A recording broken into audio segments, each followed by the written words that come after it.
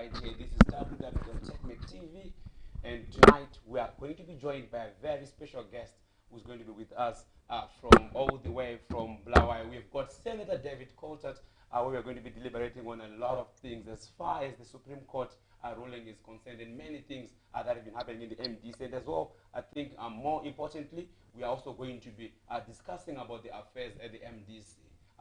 Speaking with the Secretary, with the Treasury General, we also need to understand the issues of finances that have been coming in and out of the media so far. So yes, as you already can see now, we've got Senator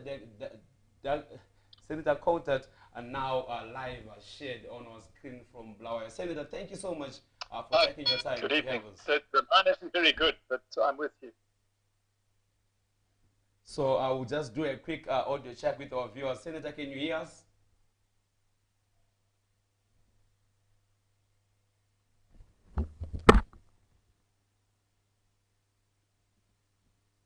Oh. Yes, Senator Coltart, confirm if you can still hear me. I can, but it's intermittent, so let's try. Go ahead. Okay, I can hear you loud and clear. Thank you so much for taking your time to join us live right here. And we've got our guests and people are looking forward to this show, and we do appreciate your time. Well, it's good to be with you.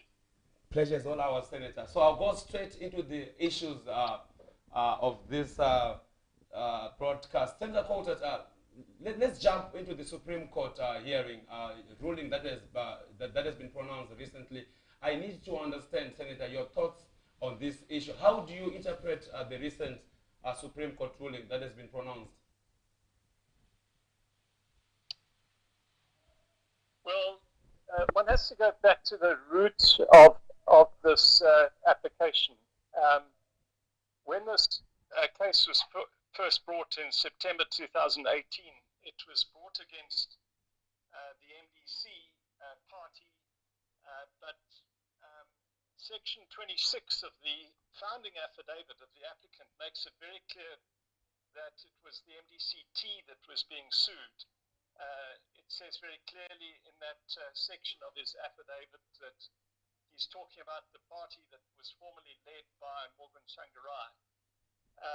And as we know, if we go back into the history, the MDC was founded in 1999, but in 2005 it split into two separate parties, the MDCT under Morgan Tsvangirai and the MDC, which was led by Arthur Mutambara and subsequently Welshman Ncube. In the 2008 election, there were two political parties that opposed ZANU-PF, the MDC under Mutambara and the MDCT under Tsvangirai. When I was elected, for example, in 2008 as a senator, I was an MDC senator. I didn't have the suffix T. And when the Government of National Unity was formed in 2009, there were three parties to that. It was comprised of ZANU-PF, of the MDC under Mutambara, and the MDCT under Tsvangirai. So there were two completely separate political parties, the MDCT and the MDC. And so in 2018, when there was this dispute within the MDCT, it didn't affect the MDC, then led by Welshman Ncube. Okay. The judgment itself makes it very clear that they're talking about the MDCT. Mr. Maduku, who argued on behalf of Madam Kupe, makes it very clear, and it's set out very clear at page 32 of the judgment, that he says that there's a contest within the MDCT. He says there are two different parties contesting for the leadership of the MDCT. In other words, you will not find anywhere in this judgment where it refers to the MDC alliance, the party led by Nelson Chamisa.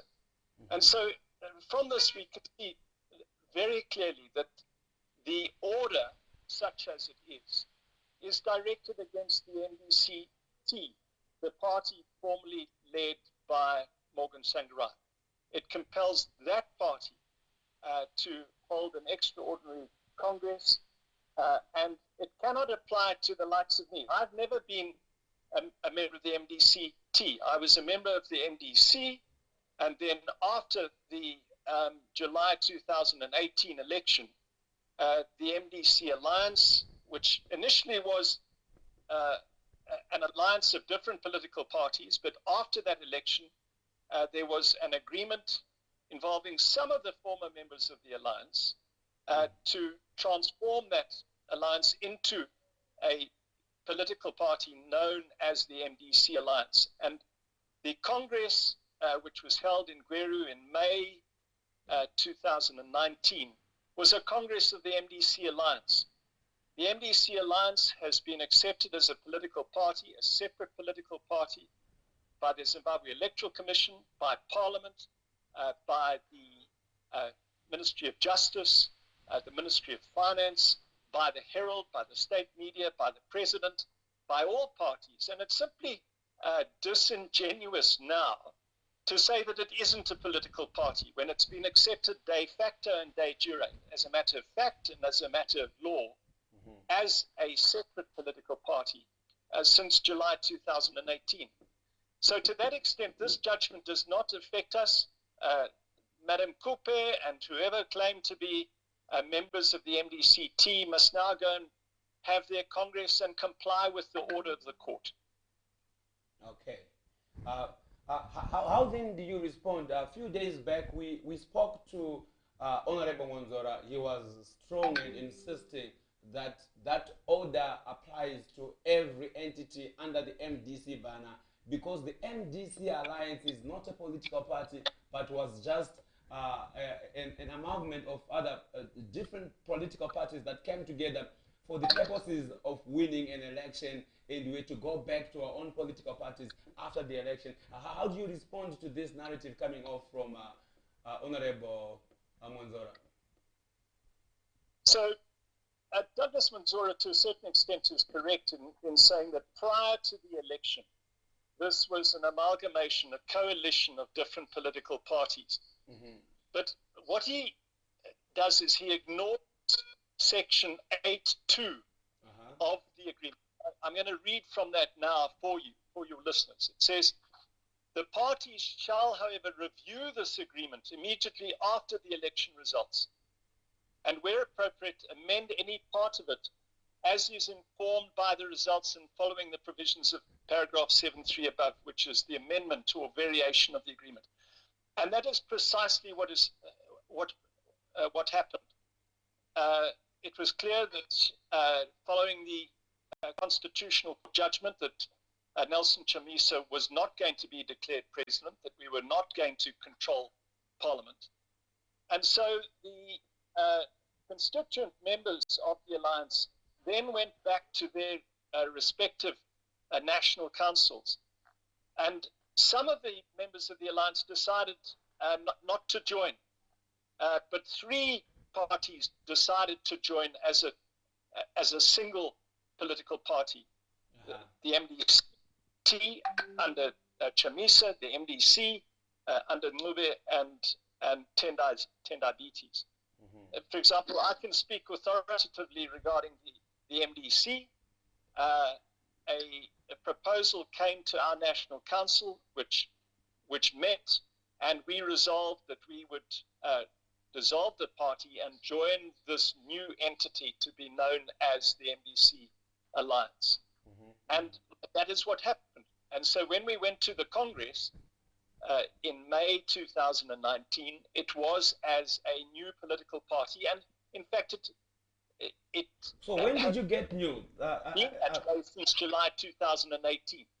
The Congress in Gweru in May 2019 simply cemented the decisions which had been taken by the constituent members of the MDC Alliance immediately after the election.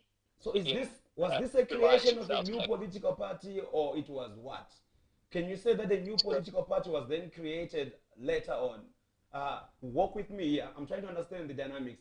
Did you then create a new political party, or you've always been the same MDC that has been in existence? Sorry, I didn't quite get that. Could you just repeat that? Okay, so I'm asking, well, can we then say technically there was a new political party that was then created after you came together as an alliance, or what? I'm a bit lost in the Wait, narrative this here. line is terrible. Could you just try again? Okay, you can hardly hear me. So I'm asking, can No, we say? you're clear now. Go ahead.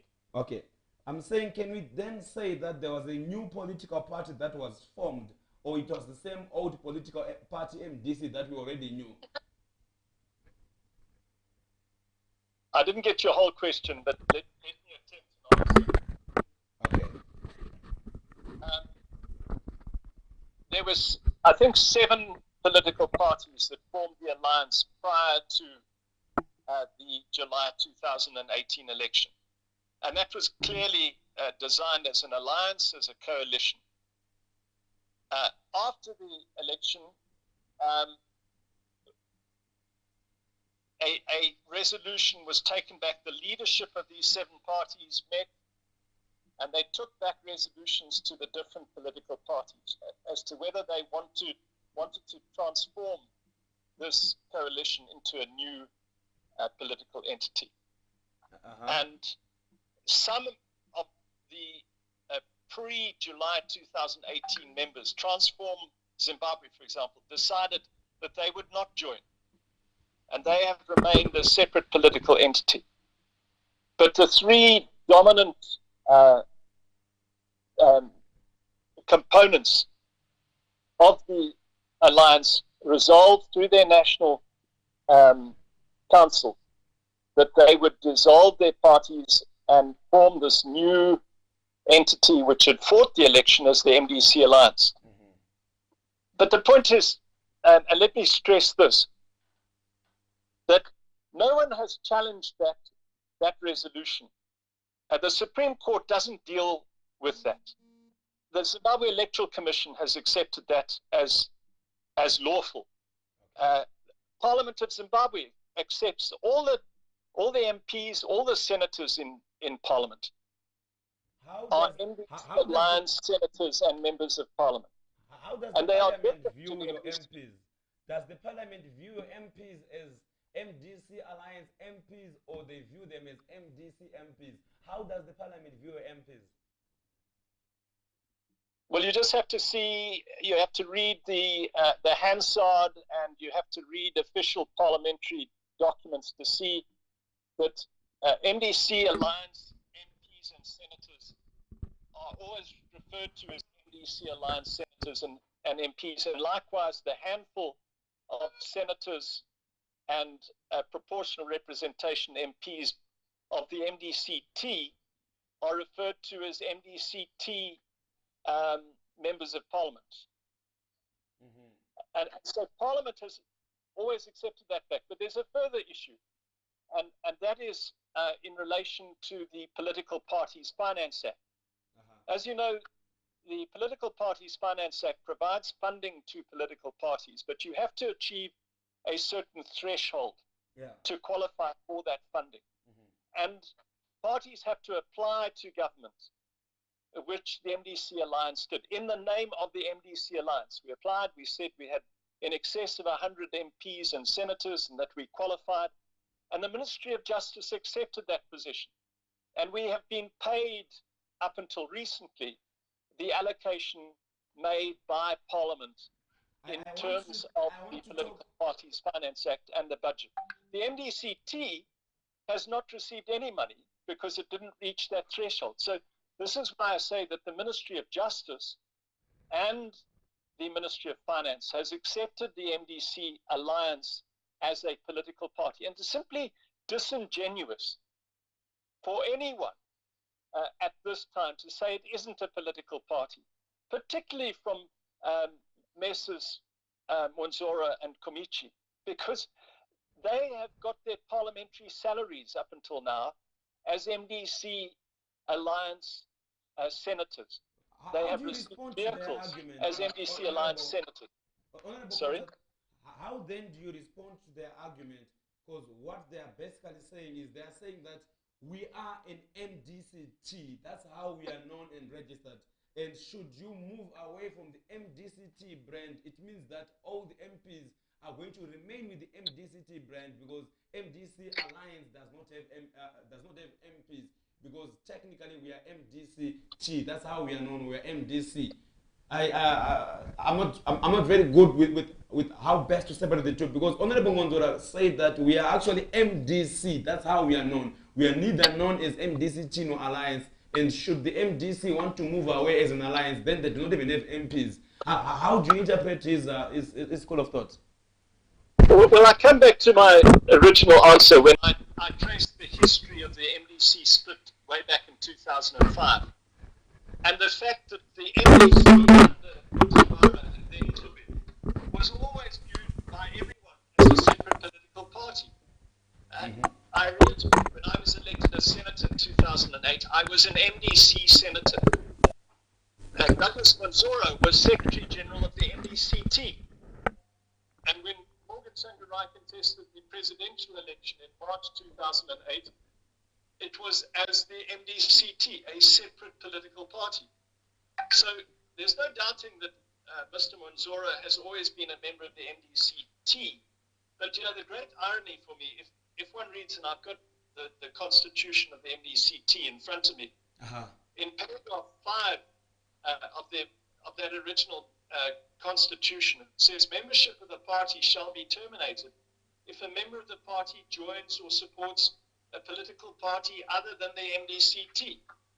So when Mr. Manzora and Mr. Komichi contested the election, allowed their names to be put forward on the MDC alliance, clearly a different party to the MDC. The constitution that you are reading, is that an MDC alliance constitution or it's an MDCT alliance? Which constitution are you reading right now? I'm reading the original MDC constitution. Okay. And which constitution are you now using as the alliance? Are you using the MDC alliance or the original MDC or the MDCT constitution? The MDC at present is in the process of amending the constitution.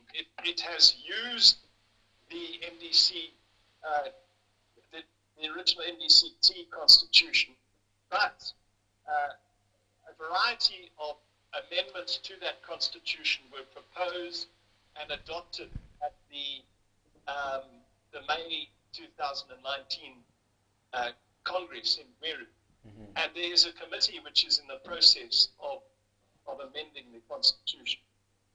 Okay. So it's that amalgamated document which is relied upon. But the point I'm making is that Mr. Manzora and Mr. Komichi say that they are members of the MDCT, but actually by virtue of their own actions, their membership of the MDC was automatically terminated. When they supported the MDC alliance, that's what you're saying?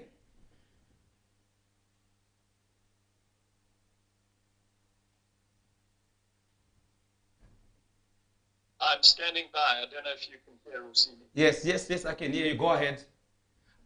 So I'm saying, you are saying that their position from the MDCT was expired by supporting which party? MDC alliance?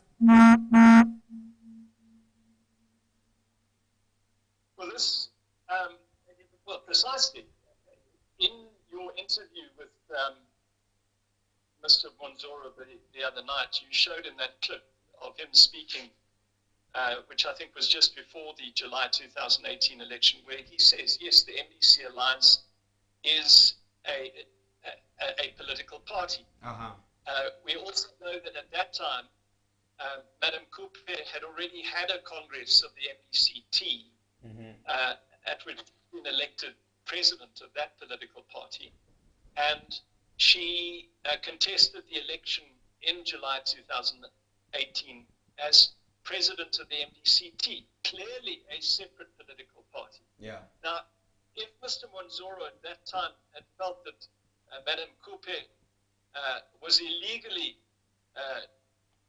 purporting to be president of the MDCT, he should have complained about it. He should have brought an application to say, no, you're not entitled to do this. I'm the legitimate. But he never did. And you can't have your cake and eat it. There can only be one MDCT party.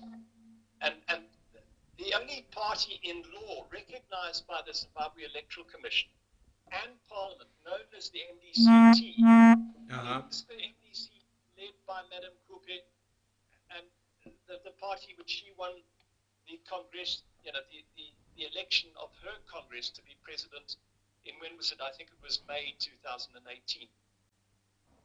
Mm-hmm. So, Honorable Coltart, walk with us here. The way you understand how Zimbabwean judicial system works, can you allay our fears, or rather clarify an issue here? How much power does the court have, and are you worried about the court interpreting the judgment the same way Ngonzora is interpreting it? And what does that mean if the court interprets with the same judgment, with the same way that Ngonzora is interpreting the same judgment? How far can they enforce this ruling? What if the Supreme Court's interpretation states that you are actually MDC? How far can this go, and how much damage can this do to you as a party if they want to enforce you to the recent pronouncement or judgment? So let's go back to the judgment. I'm going to call it up here. I have it right in front of me. Okay. And I want to read to you the order of the judgment. It says, the key part of the judgment says, the third respondent, who is Madam Kupe, in her capacity as acting president of the first appellant, namely the MDCT, because it can be, she's not the acting president of the MDC Alliance under Chamisa. She can't be acting president of the former MDC of Welshman Ngube, led by Welshman Ngube. It can only refer to the MDCT. Madam Kupe has not been a member of any political party other than the MDCT since 2005.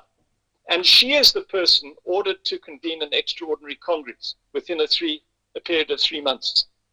The fourth order says, in the event that Madam Kupe fails, was unable to comply with this order, the third appellant, who is Mr. Komichi, is ordered to convene the extraordinary Congress.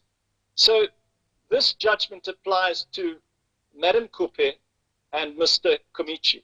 Mm-hmm. Doesn't refer to Nelson Chamisa having any obligation.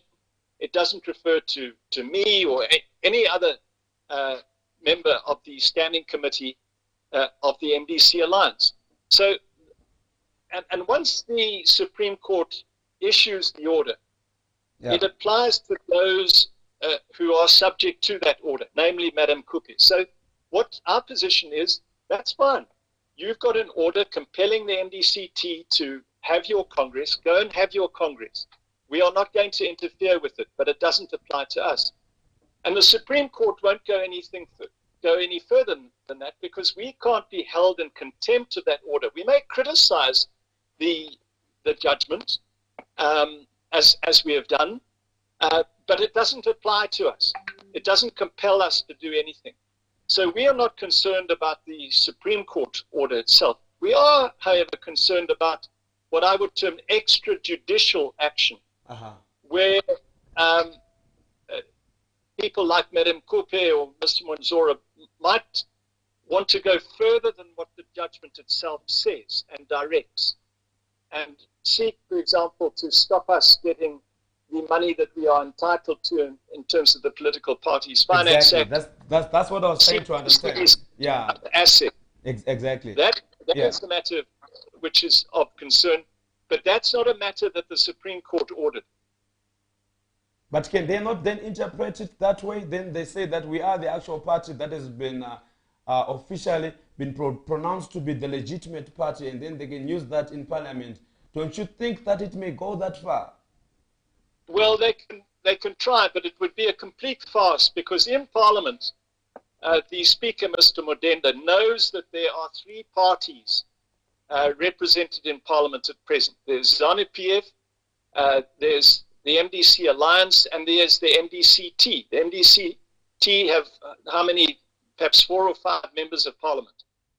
And so if suddenly Mr. Wanzoro writes to the speaker, and bear in mind that the MDCT under Madam Kupe elected a Secretary General and all the office bearers in their Congress of May 2018. So how does that fit with Mr. Wanzoro and Mr. Kamichi? Are they members of that party? They never attended the Congress.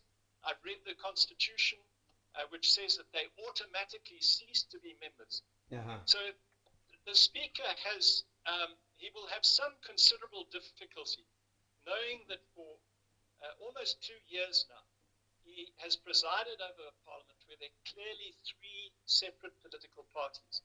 Mm-hmm. And then suddenly you have the MDCT seeking to take over or to interfere with the affairs of the over 100 members of parliament and senators.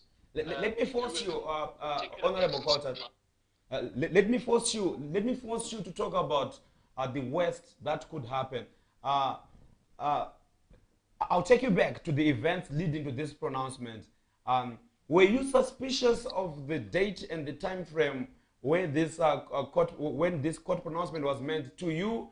Are you okay with that? Are you suspicious on why and how the Supreme Court chose specifically the COVID-19 lockdown period for them to be pronouncing such, to be making such a pronouncement? Does that make you suspicious at all? Well, I'm not going to cast aspersions on these means against the judiciary. Let me just say that the timing of both the original hearing in the High Court and that timing of the handing down of this judgment were curious. As you recall, when the High Court originally handed down its judgment, the original papers had been filed in September 2018 and were argued, and then literally weeks before... Your volume is getting a little bit low. If you can help us out there. Sorry, your audio is now a little bit low. I am losing you a little bit. Okay, let me try. Is this any better? Can you hear me now? It's still a little, it was okay. I don't know what has just happened, but it's now, I can hear you, but you're a little bit low. Okay, well, let me try. Technology is providing a few problems for us this evening. No, that's fine, but I can still hear you. But let me try and answer your question. The timing of both the High Court judgment and the Supreme Court judgment were curious. Uh-huh. Let me go back originally. In September 2018, this case was first brought.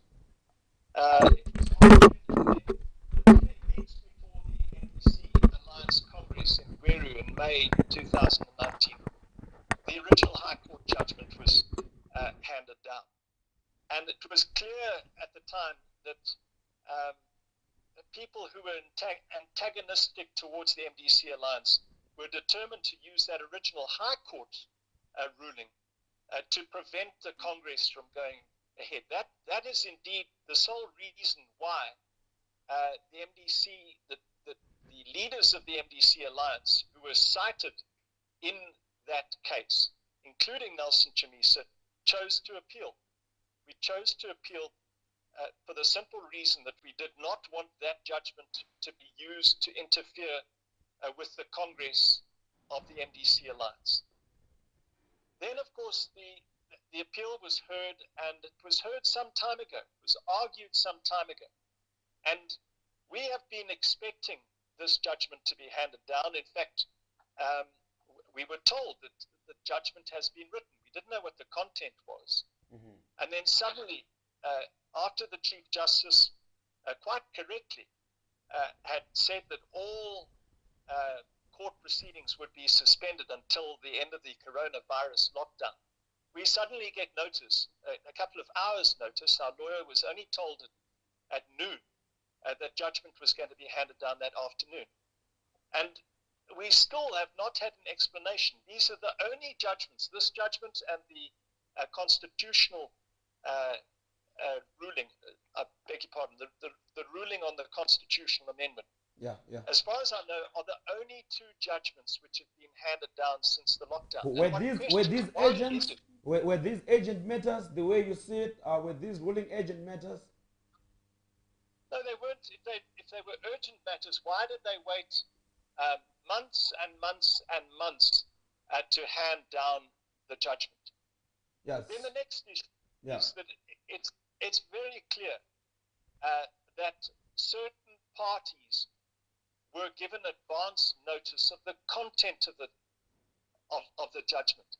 We know that Mr. Komichi hired a firm of public relations people prior to the judgment to write his speech.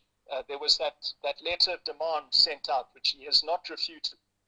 Now, how did he know that the judgment was going to go the way he wanted it to?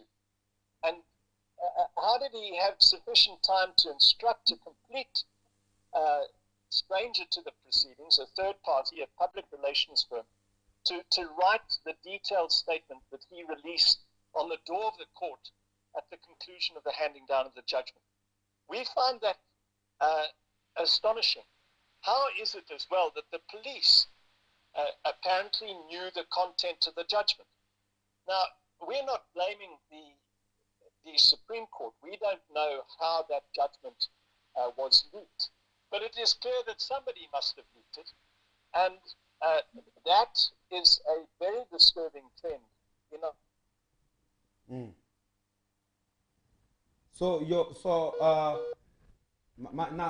My question comes back. Can you hear me? Or we'll just have to wait there so that we have a clean connection. I'll wait for you to come back so that we have a clean connection.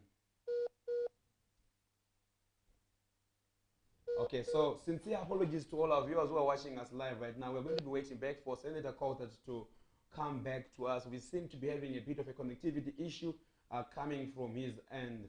So we will definitely wait for him to resume his connection. Once he comes back online, we will continue the conversation. Okay. Apologies over that glitch. I'm sure we have you back. Yes, you can hear me now. I can. Yes. Okay. No, good to have you back once more again. So my question to you, the reason why I'm asking you about whether or not you are suspicious about the ruling, because I'm asking if you were entirely curious, let me use your word, if you were curious about the time frame of them announcing it, are you also not curious about how much they can use the same ruling to advance whatever interest that then cause them to make this pronouncement during a shutdown? Does that also not make you curious? Well, it makes us curious, but let me introduce another topic at this time. We're having this discussion about political parties and the Supreme Court, and yet our nation is in the midst of the coronavirus pandemic. It is simply astonishing that this judgment should be handed down in the midst of this pandemic. As you know, Nelson Chamisa has been very active in trying to mobilize people in support of the government and the government policies regarding this coronavirus pandemic. And in my view, it's one of the most unpatriotic things that could be done at this moment of national crisis, where these, let me be polite, these politicians are using this particular moment of national crisis to advance their nefarious ends. This is a time when we should all be focused not on petty partisan politics, but on resolving this national crisis. And that's what Nelson Chamisa has been doing. That's what I've been doing as Treasurer General and the entire Standing Committee. And so it's really unfortunate. These people are so focused on their petty personal political objectives that they are prepared to jeopardize a national effort to promote their own selfish interests. Mm-hmm. So that is my question to you, Honorable Coltart. Would you not think that there could be more to this judgment and the timing and everything?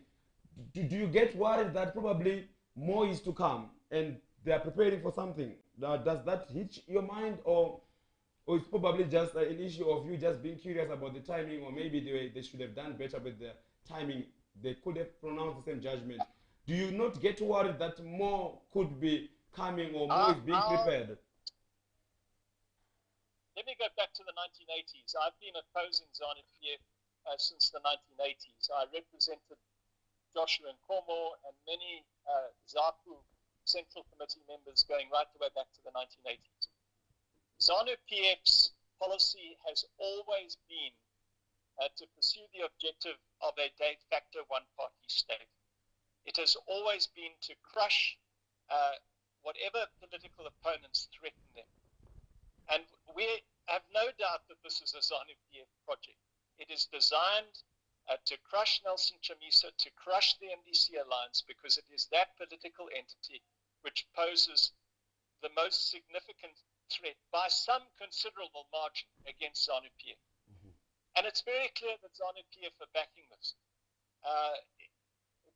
They deployed the police to try and prevent Tendai Biti from getting access to our HQ building. If one looks at the rhetoric and the propaganda in the Herald and the ZPC, they are fully behind Mr. Wanzoro and Madam Kupe and Mr.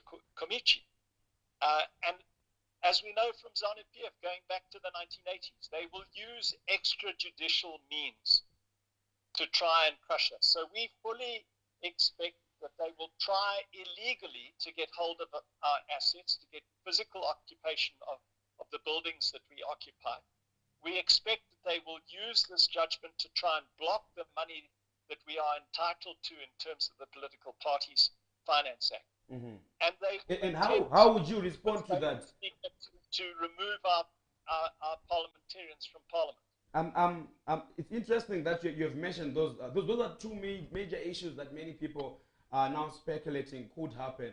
Highly likely, you could get your MPs not to receive any funds as far as the Political Finance Act is concerned. Okay, can you still hear me? I can hear you. Okay, fine. So yeah, that's my question to you. How prepared and how are you going to respond to this? Should you lose those two issues, them coming through to probably maybe dismiss the presence of your MPs from Parliament, and them as well coming in to use the same judgment against you to take over assets? How are you going to deal with this should we get to that stage? So let's deal with the three issues. Firstly, the assets of the party. Mm-hmm. Well, when the MDC was first established, we understood the nature of ZANU-PF. And so all our major assets are not registered in the name of the MDC. They are named in separate entities. For example, Harvest House is owned by a trust which leases the building to the MDC Alliance. And our law is such that you cannot evict any person who is in lawful occupation of any building unless the owner of that building gets a court order to evict the occupant, the tenant. Okay. And we're confident that the trust is not going to go to court to seek an order evicting us. So this the MDCT, if it wants to get access to the building, is going to have to use extrajudicial means. We'll have to have the support of the police acting unlawfully to have us evicted. So we are not concerned about that. Okay. Secondly, regarding our MPs, as you know, most of our MPs were elected in urban seats, and there is no doubt that there is overwhelming support for Nelson Chamisa and the MDC Alliance still in urban areas. Nelson Chamisa, by government's own figures, got 2.2 million votes in July 2008. By our own figures, we think he got 2.6 million votes. Against Madam Kupe, who got something like 45,000 votes countrywide. So if our MPs are illegally removed from Parliament, we will go to by-elections and we will fight those by-elections as the MDC Alliance and win. It's going to be an inconvenience. It will cost the nation money, but we're not concerned about that. Let me turn finally to the issue of the Political Parties Finance Act. Once again, the government, the Zimbabwe Electoral Commission, Ministry of Justice and Finance, has always accepted the legal fact that the MDC Alliance was a political party, is a political party. That is why they have paid us this money up until now. So they are suddenly going to have to argue that this political entity that they have accepted for well over 18 months, without even a whisper of any opposition to that notion, suddenly can have its money turned off at the whim of, for example, someone like Mr. Monzora, who clearly belongs to a different political party, namely the MDC. So they may try and do it, but all it is going to do is damage ZANU-PF's credibility in the eyes of the IMF and the international community. Mr. Mnangagwa has been trying to persuade the international community that his government respects the rule of law. And if they do this to the leading opposition party, all they're going to do is shoot themselves in the foot. But let me just make one final comment. Our party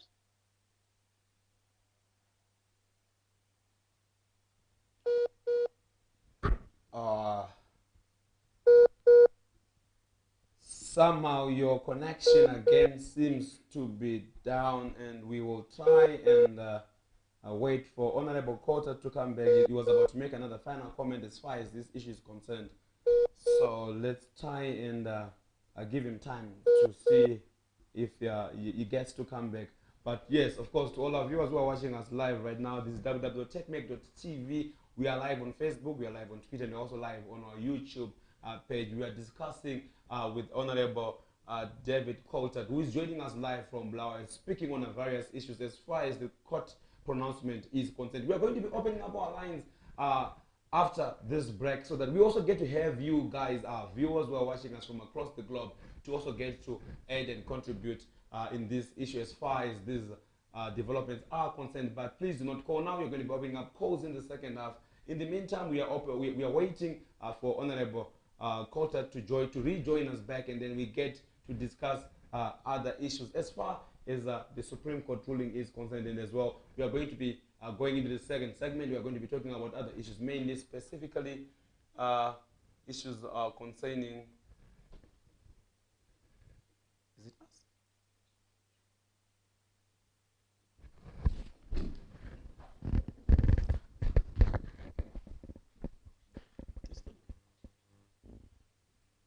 Yes, so like I've just said, we are going to be waiting for Honorable David Coltart to join us back online. We seem to be having a little bit of a connectivity issue from his side. So once his internet connectivity is back and up, we'll join him back again. And we have been speaking on an array of issues. I think he was responding to our question when we asked him that what is the worst that could happen as far as the court pronouncement is concerned. Honorable Coltart was speaking on certain possibilities of ZANU-PF using extrajudicial measures against them to implement the court ruling. I think one of the issues he spoke about three issues. The first issue he spoke about was that there could be a possibility that they could use extrajudicial processes for them to take their property or to block them from their property, which is the Harvest House or the MRT, the Morgan Richard Triangle House, as it is concerned. And the second issue that he also spoke about was the issue of the Political Finance Act, whereby he said that he was worried that they can use the Political Finance Act against them, and they may withdraw the funds extrajudicially, not legally. So these are the issues that Honorable Coltart has been raising, and we are trying to get him back on the live show, and we are still waiting. We seem to be having a little bit of a connectivity issue, but it's been ongoing well before. So we hopefully hope that Honorable Coltart will join us quickly and shortly as we continue the conversation. But yes, I think the third issue that he was also speaking about was the issue of okay, now that Honorable Coltart is back. Honorable Coltart, it's good to have you back. We seem to be having a bit of a connectivity issue right there, but good to have you back. Right, I'm listening. Go ahead.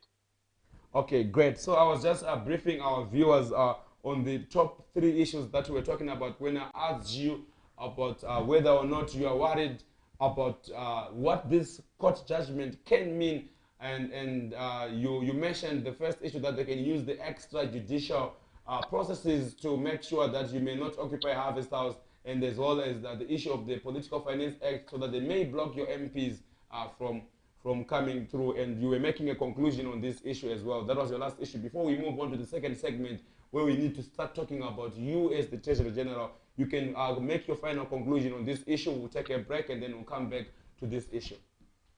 You can go ahead with the contribution that you were making. Sure.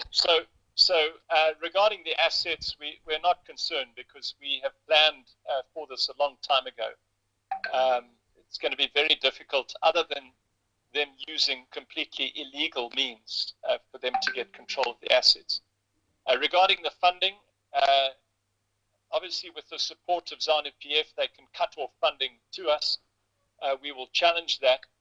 But we are also broadening our support base so that we make sure that we have the finances to continue running the party. And then regarding the MPs, if the Speaker does accept any letter written withdrawing MPs, well, then we will fight by-elections. But the point I want to make is that our support doesn't rest in our bank balances or our physical assets. Our support rests in the support of millions of Zimbabweans. And all that this judgment has done, quite frankly, is increase that support. And so long as we have that support, ultimately, we will prevail. Mm-hmm. All right, thank you so much for that contribution. We're going to be getting into the second segment where we need to talk about you as the Treasurer General for the MDC political party, and then we'll open up our lines quickly. It's now 8 p.m. We are taking a short break, Honorable Coltart, and to all our viewers, we'll be back after this short break.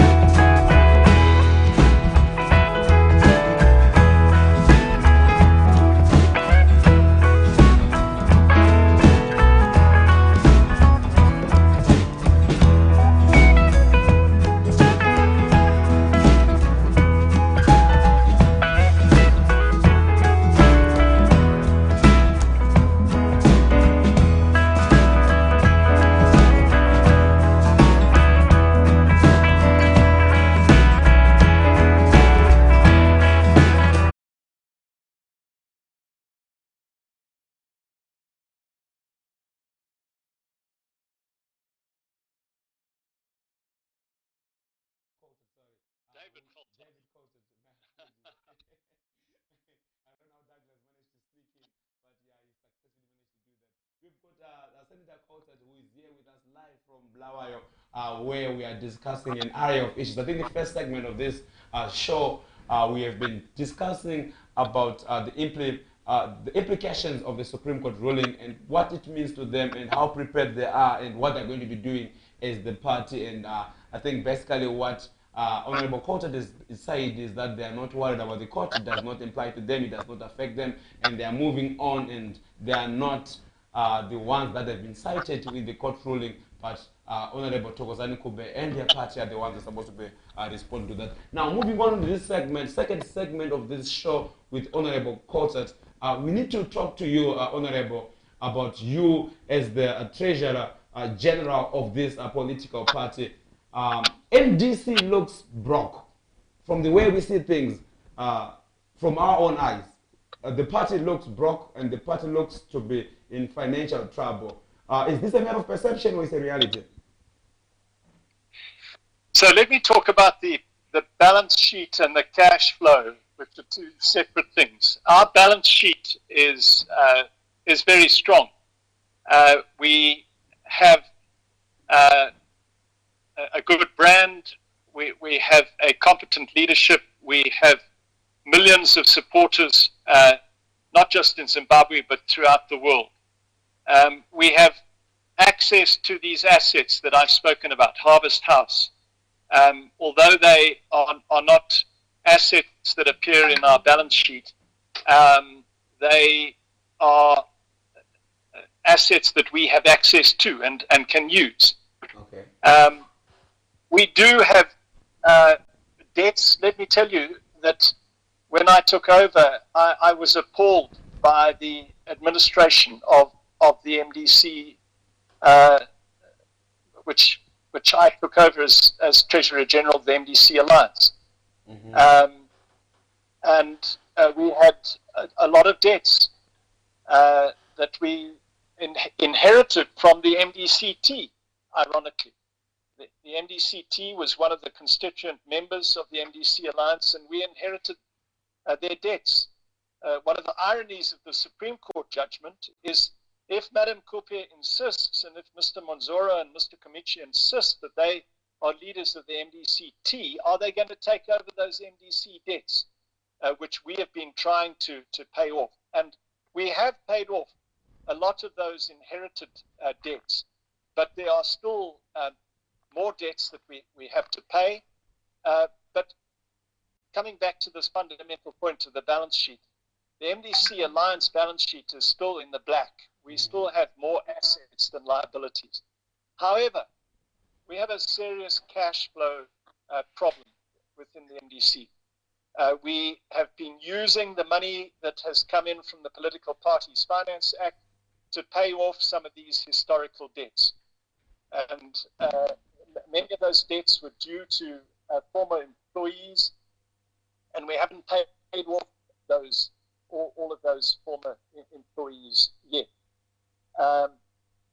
Now that this money has been cut off, we were expecting a payment of 7 million Zimbabwe dollars, which should have been paid by now, which was approved by Parliament in the budget last year. It has not been paid to us. We do not officially know the reason why it hasn't been paid to us, and we hope it isn't part of these shenanigans going on with the Supreme Court. But as a result of that, we have a short-term cash flow crisis where we have not been able to even pay all the salaries of our employees in the last month.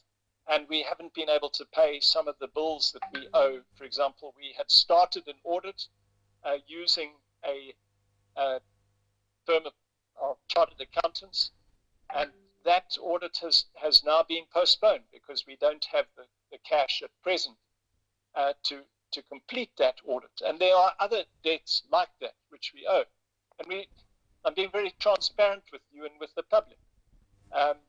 We would have been able to pay all of these things and pay our way had government complied with its obligations and not got involved in this utterly nefarious activity involving Madam Kupe, Mr. Munzoro, and Mr. Komichi. And it's a further illustration that this is clearly a ZANU-PF plot. It is ZANU-PF's desire to crush Nelson Chamisa and the MDC alliance. And one of the ways that they can hamstring us, of course, is by cutting off the finance, which we are entitled to in terms of the Political Parties Finance Act.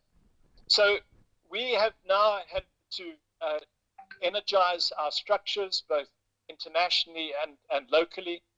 We are in the process of finalizing a new website and improving our process of membership subscriptions. But we can.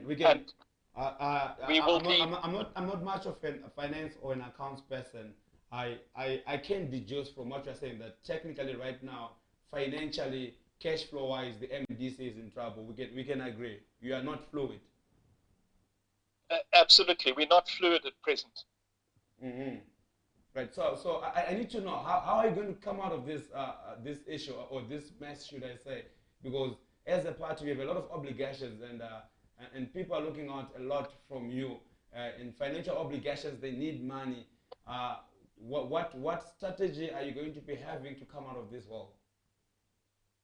So first of all, we are pursuing government in the Ministry of Justice and Finance. We have been saying to them that clearly we are entitled to this money in terms of the budget and the Political Parties Finance Act. At present, we're trying to persuade them to meet their obligations. We may have to go to court to force them. So that is the one strategy. But the second strategy is to turn you want to force them to receive the funds from the. Are you not receiving any funds from the Political Finance Act? Well, we are due some $7 million, which was approved in the budget of December 2019. You know, the budget for the 2020 financial year. That money should have been paid to us. It has not been paid to us. Why has it not been paid? What is the official explanation on why you are not being paid? Well, I've had no official explanation. I've sought one.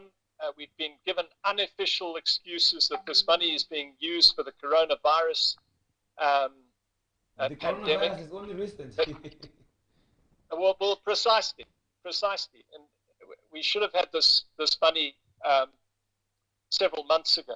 So we have no official confirmation, and we can but speculate that this money has been deliberately withheld pending the Supreme Court judgment, and that the Supreme Court judgment, even though it mentions nothing about the MDC alliance or our entitlement in terms of the Political Parties Finance Act, that judgment will be used to prevent payment of this money to us. So we need to look to other quarters. Sorry, Honorable Coltart, allow me to hold you back. We seem not to be receiving your video input again. So we are going to be taking a quick short break, try and fix this, and I think we're going to be back in the next few seconds. So apologies to our viewers. We need to just quickly redo this, and then we'll be back with you shortly. Honorable Coltart, our apologies over this. We're not getting your video input again. I think we just need to have a short, quick break, and we'll be back as soon as we just fix this so that you get to join us in the next few seconds, hopefully. Okay.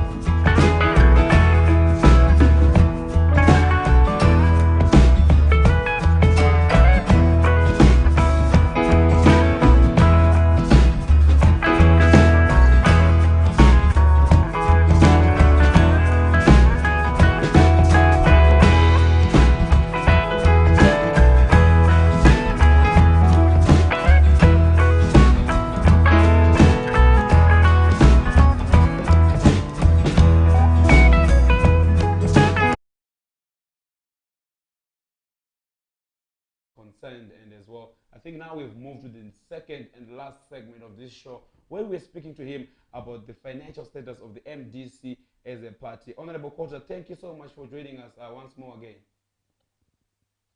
Hi, good to be back. Sorry that we've had all these technical difficulties.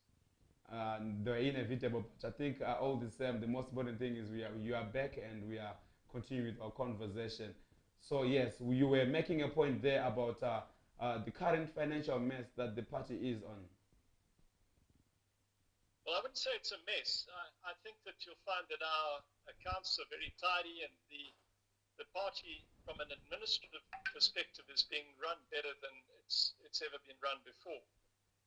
This problem has been created because the government has not honored its obligations to pay the money due to us in terms of the Political Parties Finance Act.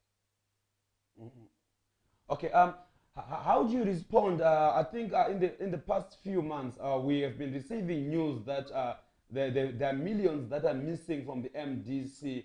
How do you respond to this? Because I know this story has been going on for a long time, that millions were misappropriated or millions are suspected to have been missing from the party coffers. Well, that story is a complete fabrication, and I need to stress that I can only speak about the period from May 2019 until the present time, the period when I've been Treasurer General. As I say, when I took over and Secretary General Wende took over the administration, the party was in an administrative mess. But speaking from the position as Treasurer General, I have implemented a variety of new systems. For example, I have insisted on a banking culture. We don't deal in cash. All money that comes into the MDC Alliance comes into our bank account. And we have got monthly accounts prepared. We have a well-qualified accountant who prepares those accounts. And I have made sure that we broaden the method of authorizing payments. So no payment is made unless I authorize it and the Secretary General Wende authorize those payments. We are transparent within the MDC Alliance. We prepare monthly accounts which are shared with the President and made available to National Standing Committee members if they require. And one of the first things that we agreed upon is that we would subject ourselves to an audit conducted by an independent firm of chartered accountants. Yes, go ahead, I can hear you.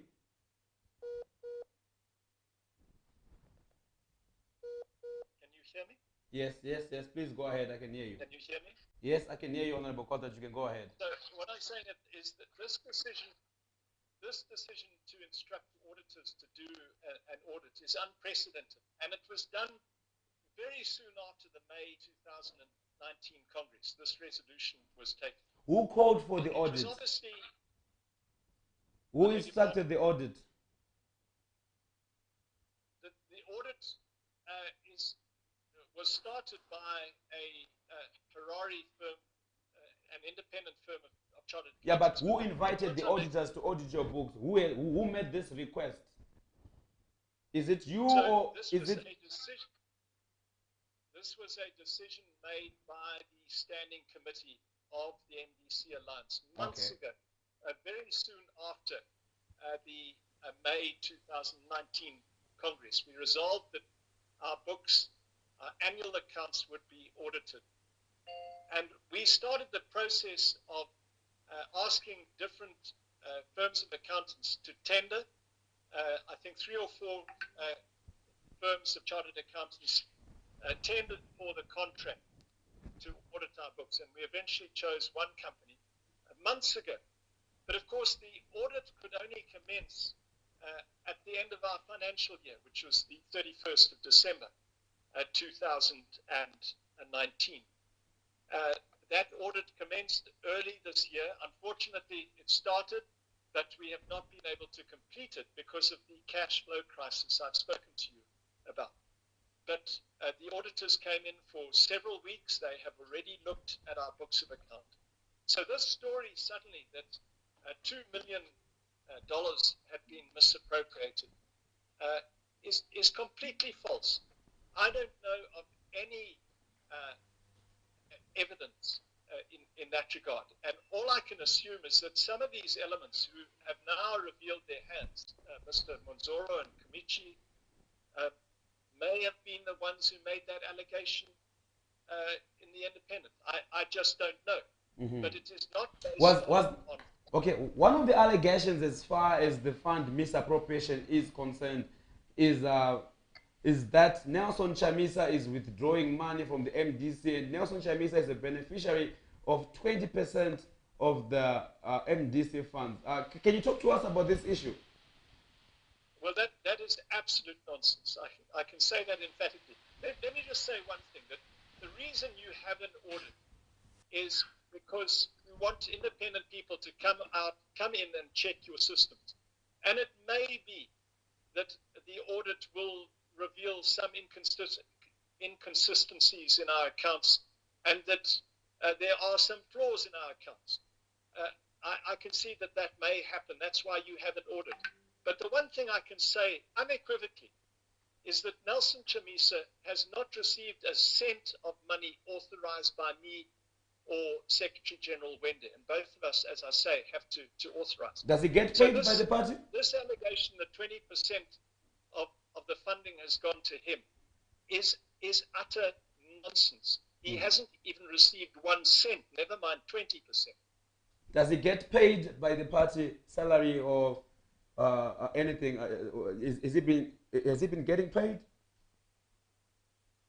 He doesn't get paid a salary by the party. His security team, his secretary, and obviously all his administrative expenses are paid by the party. And those are done through our banking account. They've been recorded in our accounts. Mm-hmm. And they are there, and the auditors have already seen those. But this allegation that he gets 20%, or as I say, any money whatsoever, is nonsense. Do you get paid by the party? Pardon? Do you get paid by the party? I don't get paid by the party. Who gets paid by the party from the National Council? No. What we have done, when we took over, we realized that the party had these serious debts inherited because of the mismanagement of the party by people like Mr. Monzoro in the past. And we said, I said as Treasurer General that my goal is to clear those debts that we have inherited. And so as a result of that, we have been very stringent in how we've spent our money. We've made sure that we pay our debts as best we can and that we pay our employees. But not a single member of the standing committee, of the senior leadership of the MDC is paid a cent. And I'm not just talking about allowances or a salary. Uh-huh. When I travel to Harare, I use my own funds to get up to Harare because of this very dire state of our cash flow. Uh-huh. So if you are not getting paid and the top executives are not getting paid, where does the MDC money go to then? How do you spend that money? What is it funding? So in the last year, for example, our monthly salary bill for our employees is, of course, because of depreciation, it's been steadily increasing. The last salary bill was about $350,000 per month, and that was going up. So that accounts, as you will see, 10 months of that is some $3 million. When we had our 20th anniversary celebration, we spent several $100,000. When we have national executive meetings, we have to bring members of the national executive who number over 100 people from throughout the country. We have to bus them in. We have to pay for their accommodation and their food. And the last one, for example, that we had in Bulawayo cost over $400,000. So all of these are in our accounts. We've been completely transparent. We've brought in, as I say, a firm of chartered accountants, which ZANU-PF has never done and never will do, I'm sure, because we want to set a new standard for Zimbabwe, a standard of transparency, to show Zimbabweans that actually we can run our own political party well and transparently, and therefore are well qualified to run the country. Mm. I hear you clearly there. So let me just take you back at the last question. We are now opening up our calls. We've been ignoring calls to all our callers who've been calling through, and they've got questions to Senator Coltart. Now this is the time for you guys to be calling. We cannot be taking calls within the first segment, but now we are opening up our calls.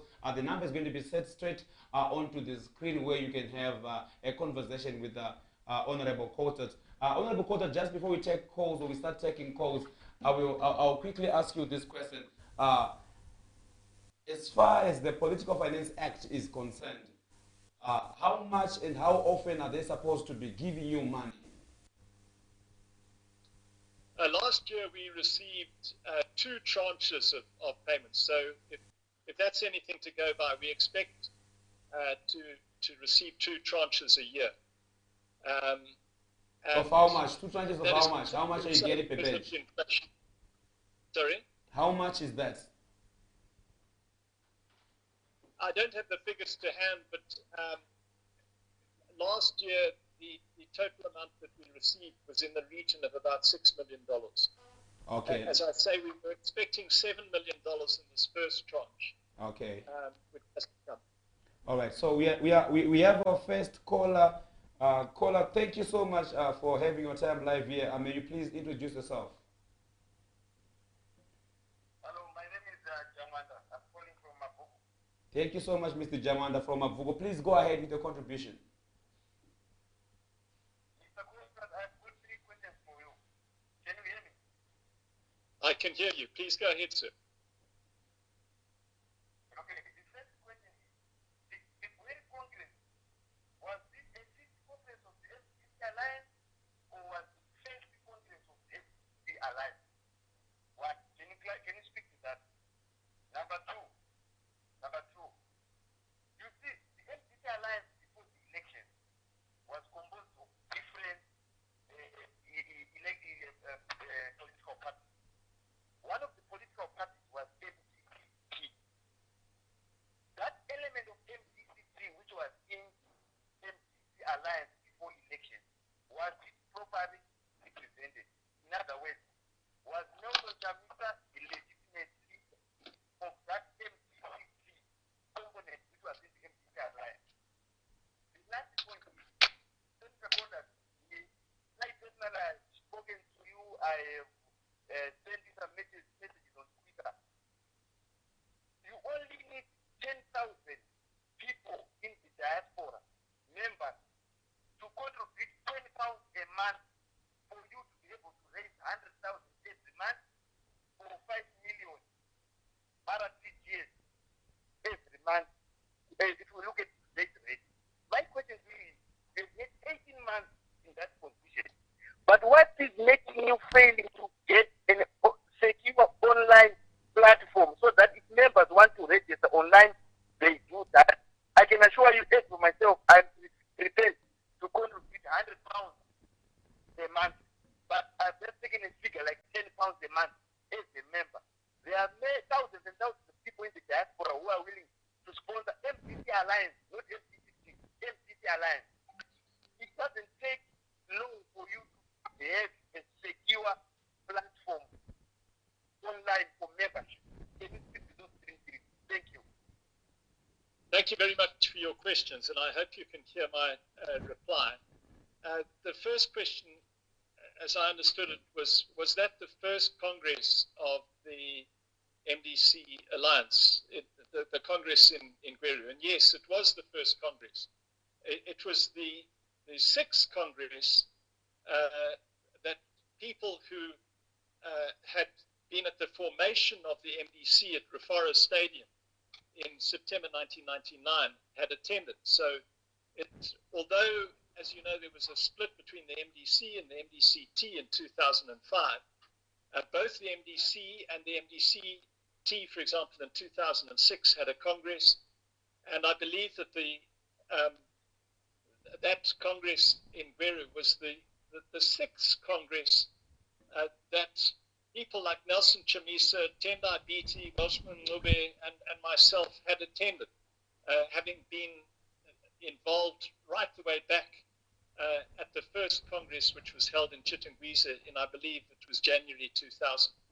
So, first Congress of the MDC Alliance, the collective sixth Congress of the different MDC parties, which had now come together in one party again under the MDC Alliance. The second point you make, I think, was about the MDC members and whether they were properly constituted when they attended the MDC Alliance Congress in Gweru. According to the Supreme Court says that the MDC election of Nelson Chamisa in February 2018 was illegal, and to that extent, one would say that perhaps he's got nothing to argue against that. But the point is that what happened in February 2018 was superseded by several different events. Firstly, we know that Madame Coupe, who the Supreme Court did say was the person entitled to be deputy president, had her Congress in May 2018. So that supersedes that illegality. But the main point is that a new political entity was formed with the decision after the election to take this alliance and form a single political party. And to that extent, whatever the status of the various MDC-T members is irrelevant. No one has challenged the holding of the MDC Alliance Congress in May. Parliament hasn't challenged it. The Zimbabwe Electoral Commission hasn't challenged it. The Ministry of Justice, Ministry of Finance haven't challenged it. And so that was a lawful Congress. And quite frankly, it's far too late now for anyone to come and argue that Congress, for some reason, was invalidated. What is clear is that Nelson Chamisa is president of the MDC Alliance.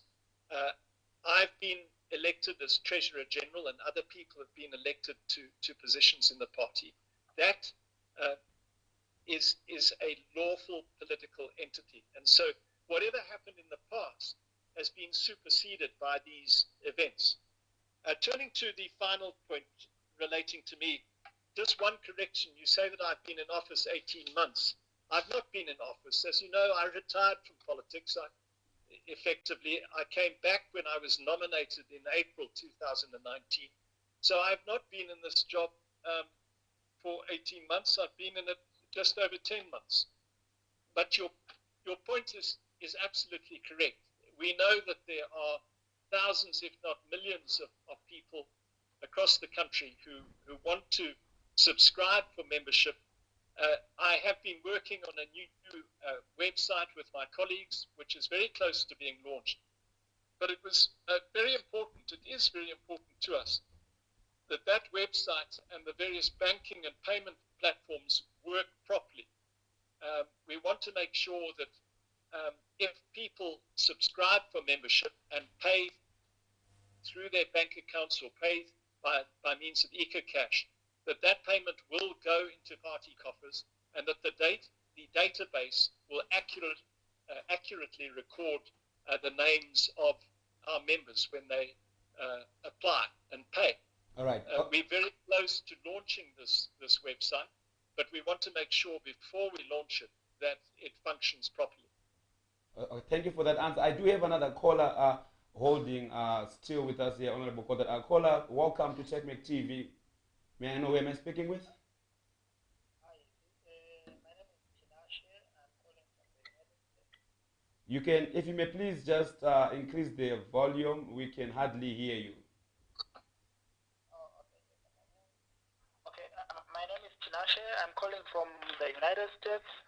Please go ahead with the conversation, Can you hear me? Tinashe. Oh, okay. I have some contributions and some questions to Mr. Coltart. Um, the first one is kind of a contribution. As a member of the MDC, I might not be in the structures and stuff, but I'm a supporter. I voted for MDC from 2008. So him as a lawyer, I am asking him as a lawyer and as an officer of the courts, what is his position in terms of the respect of the outcome of the law? I mean, because the MDC alliance, I believe, it is the one that escalated the case to the Supreme Court, and what is his position as a lawyer in accepting the outcome of that judgment, and also what is what is the example that these leaders are setting to the people that they want to lead in terms of the respect of rule of law? Because we say ZANU-PF does not does not observe the rule of law in Zimbabwe. So as the alternative government of Zimbabwe, what example are they saying? Are they setting when they ridicule the highest court in the land? I know there's some elements of ZANU-PF, but they escalated the court, their case there. And, at the same time, what result were they expecting when they escalated the case? Then the other thing is about insults. I've been observing a lot of insults from respected leaders insulting each other on social media and stuff. This culture of intolerance and violence, Mr. Coltart, is the one that we are saying we are voting for MDC to run away, to shun away from the culture of violence against the people that think differently from us. And also, I think it was noble for the people before they go on Twitter, people like Mr. Charlton Wender, with all due respect, to go on Twitter to start insulting Mr. Komichi and Mr. Whose name? This guy, the former Secretary General Monzora, insulting them on social media. Sorry, caller, I will hold you on there, caller. We are more interested in your questions to Honorable Coltart, and I think it's very unfair for us to be discussing about other political members who are not here. We cannot send a message to Honorable Wende or other MPs who have been exchanging insults who are not here. But definitely we are going to give them a chance and the right to respond. They're going to be here so that they also speak on their behalf. I think it is going to be very much unfair to ask Honorable Coltart to speak on other MPs who are not here. Let them respond over their own reactions, because this one is not a party policy issue. We want to speak about the party policy issues and him as the Secretary General. If you want us to speak about Wende's behavior, I'm sure it's only fair to have Wende on this show as well. So I think for now, Honorable Coltart, let's focus on the question that he has asked. The first question is asked you about how do you respect and how do you respond to the court outcome as a party that is supposed to be obliged to the court outcomes. How do you respond to this in the face of rule of law? I'm sure that was your question to Honorable Coltart. Yeah. So thank you. That's a very good question. I've been a lawyer for almost 4 decades in this country, and I believe in the rule of law. I have grave concerns about our judiciary, but I still believe that we have to respect orders of the judiciary, even if we feel that they are flawed. And I know that those sentiments are shared by Mr. Chamisa and Mr. Beatty and Professor Ngube, and indeed our entire leadership of the MDC. But I come back to this order. We must deal with facts, not supposition, not propaganda. The Supreme Court order does not refer to the MDC alliance anywhere. It's not referred to anywhere in the judgment.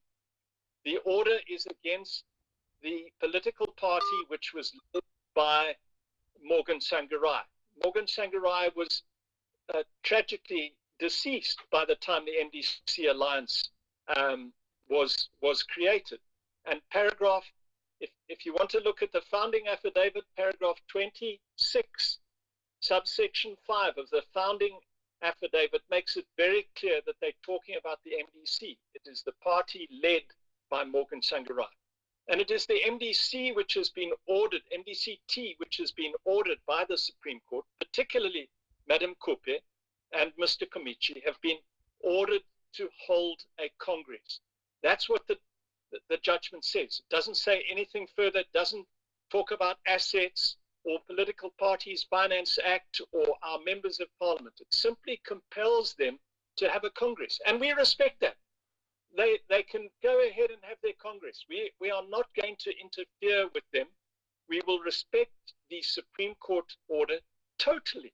We may criticize it because we don't think that there has been legal logic applied in arriving at some of the determinations, but we accept the order. And as I say, they must go ahead. So we are not in breach of the rule of law. Indeed, the Constitution gives us the right to express our opinions so long as they are rational and sane opinions regarding not just this judgment, but other judgments. That is not a breach of the principle of the rule of law. And we will do nothing to interfere with Madam Kupe holding an MDC Congress. She's welcome to do so. Turning to the second thing, I am happy to speak about the second issue, a culture of intolerance and violence. And I would remind all your listeners that one of the reasons I left the mainstream MDC in 2005, which became the MDC-T party, was because I was against the culture of violence that I thought I feared was emerging in that party. And so I became a member of another party. I had to stand for election to another party in 2008. And I haven't changed my principles or my beliefs. I still believe in the principle of nonviolence. And since the MDC alliance was formed, I have not seen any evidence of violence within the MDC alliance. I've not heard a single statement from Nelson Chamisa advocating or even hinting violence, nor have I heard anything from any other members. The closest we got to that was Job Sikala's comment about the overthrow of Mr. Mnangagwa. But I remind you that the High Court itself has ruled that he wasn't talking about a violent overthrow. So it's simply with respect to those who say this. It's nonsense to say that the MDC alliance is associated with violence or intolerance. Thank you for that answer. We do have another caller waiting on a hold here. So, caller, thank you so much for joining us live here. This is TechMake.tv. If we may have your name, please. Yeah. Okay, my name is Noel. Yeah, I'm phoning from Rwanda. I just wanted to Honorable Coltart, can you hear this person on the call? I can. Please go ahead. Okay, if you may as well just increase your volume or your yeah, because we can hardly hear you, but I'm happy Honorable Coltart can hear you. All right, thank you. No, I wanted to check from the position of the party now, MDC Alliance, from the TG. I think it has got to be a collective. I think decisions are coming to it in terms to do with party members who are been seconded to parliament, and then eventually they decide maybe they want to join another party. I want to cite, for example, Monzora and the Navy Committee. I understand they've been seconded to parliament as MDC Alliance members, and then they have decided now to go back to MDC-T, meaning I think they want to separate themselves from MDC Alliance. What processes are being done, if you might outline to us, so that we understand these things? Okay, thank you so much, caller. Honorable Coltart, did you get All right, that? thank you. I think I got the question. What, if I heard it correctly, it was a bit indistinct, but if I heard it correctly, what measures are we going to take against Mr. Munzoro and Mr. Kamichi. And let me answer that in two ways, if I've got the question correctly. And firstly, I want to repeat what I said earlier on. Our nation is arguably facing the greatest crisis it ever has. We've got 7 million people who are food insecure. We are facing the coronavirus epidemic. And our focus, unlike our opponents, is on doing whatever we can to help the people of Zimbabwe fight this dreadful virus. You will have seen that from Nelson Chamisa's comments. He's been entirely focused on that. We're working with local councils. We're working with our structures. Our MPs have been out trying to provide protective gear and equipment to clinics throughout the country. And that will remain our focus for the foreseeable future. Our focus is not going to be on what disciplinary action we take against Kamichi or Munzoro at this stage.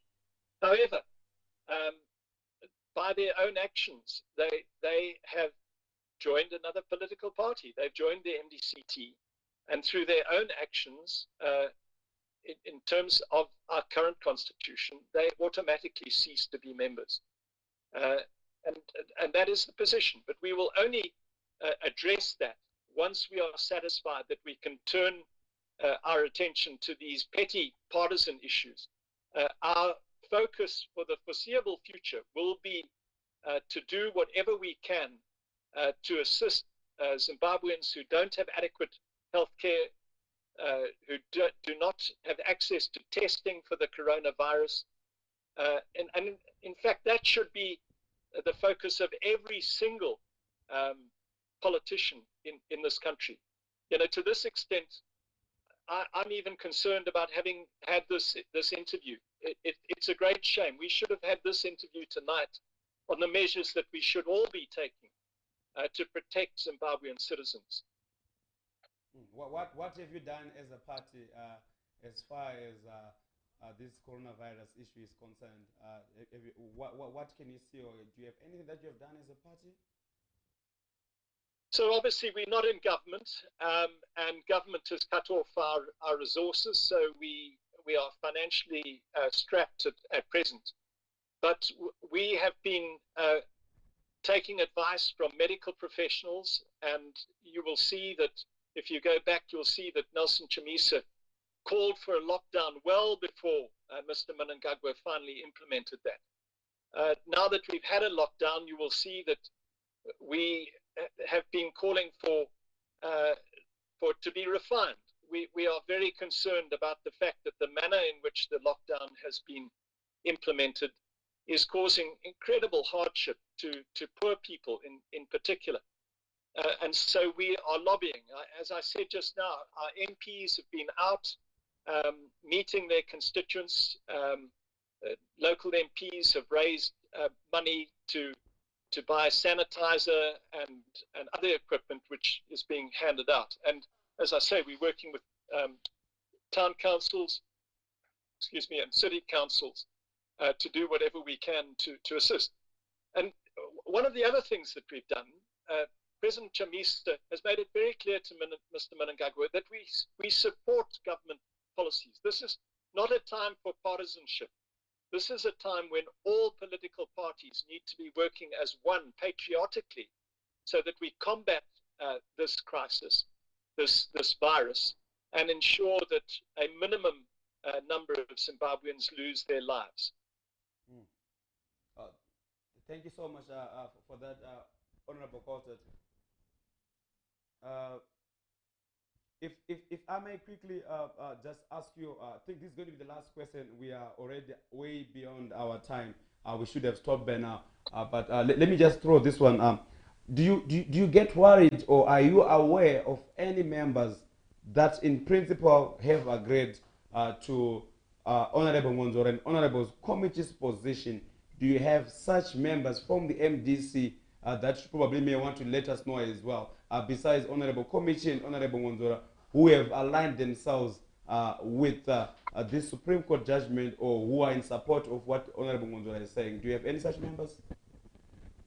I'm not aware of any members who've aligned with them. There may be some of them out there, but I'm not aware.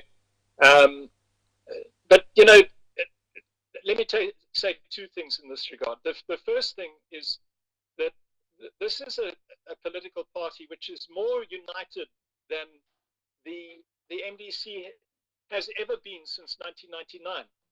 I've been in a variety of national councils since 1999. I've never seen such unanimity within our senior leadership. Both Messrs. Manzora and Komichi have literally been out on a limb. There is universal backing for the leadership of Nelson Chamisa. I'm not in Parliament at present, so I can't sense the mood, but my assessment from a distance is that that sentiment is shared by our MPs and senators. But even if it isn't shared by some of them, there is a political reality out there. And it's this. Mr. Mnangagwa has failed. ZANU-PF have failed. Their failures are being cruelly exposed by this coronavirus. We don't take any joy in that fact, but it is a reality. Zimbabwe's had one of the worst reactions to this virus of any country in the region. And the same applies to our currency. Look at the currency today, almost 50-1. Look at the food situation. Look at what's happening to industry. This is a failed government, and it's going to have an enormous battle on its hands. Have you also not failed as the opposition in 2023? And so any MP who understands political reality, particularly MPs who come from urban constituencies, know that if they break from this national opposition movement under Chamisa and they align themselves with a ZANU-PF project, they are spelling political oblivion for themselves. All right, I have overstretched way beyond our time. Honorable Coltart, I do thank you so much for this time. Maybe just before we close this show, I'll give you another last opportunity to have your parting words before we call it quits. It is 8:53. We were supposed to have stopped, but now we've surpassed our Honorable Coltart. Back to you. Any parting shots before we call this quits? Well, first of all, I'd really like to thank you. As you know, we don't have access to state media. We don't have independent television stations or radio stations in Zimbabwe almost 40 years after independence, which is a crying shame. And so we greatly appreciate these opportunities to put our points across, because we face an avalanche of propaganda from the state media. And so we greatly appreciate this. But let me end by saying, to speak to your listeners, that the MDC is committed to transforming Zimbabwe into a democratic, free, tolerant society. In the short term, we're not in government. In the next weeks and months that lie ahead, we are going to do everything we can to promote policies that will protect Zimbabweans against this dreadful coronavirus. We pray for our people, and I simply ask for God's blessings on Zimbabwe and all our wonderful people. But thank you for this opportunity. Thank you so much for having us. We are also honored, and we hope to have you soon as more and more issues do come up. And we do appreciate your time to join us live right here, Honorable David Coltart. We do appreciate, and we do not take this opportunity for granted. And to all our viewers who have been watching us, this is www.techmec.tv, and this is Tipping Point, where we discuss topical issues are happening in and around Zimbabwe. We do thank you so much for everyone who's been watching us live on Facebook, YouTube, and Twitter. Please do remember to hit the like and subscribe button, so the next time when you go up live, you'll be able to get a notification that something else is going on through here. But for me and the crew behind the scenes, it's been a very long day. It's been a long an hour plus with Honorable Coltart. Thank you so much to all. It's a show, it's a wrap. We'll see you guys soon in the next show. From me, once more again, my name is Tonio. Goodbye. Thanks very much.